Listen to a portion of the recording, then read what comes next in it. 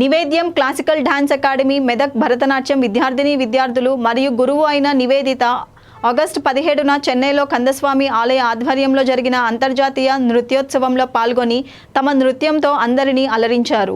ఈ కార్యక్రమంలో గురువు అయిన నివేదిత నాట్యరత్న అవార్డుతో సత్కరించబడ్డారు. మరియు విద్యార్థులైన అద్వైత్, శ్రీహర్షిని, అన్షిక, మృణాలిని మరియు యశస్శ్రీలు లాస్యజ్వాల అనే అవార్డుతో సత్కరించబడ్డారు.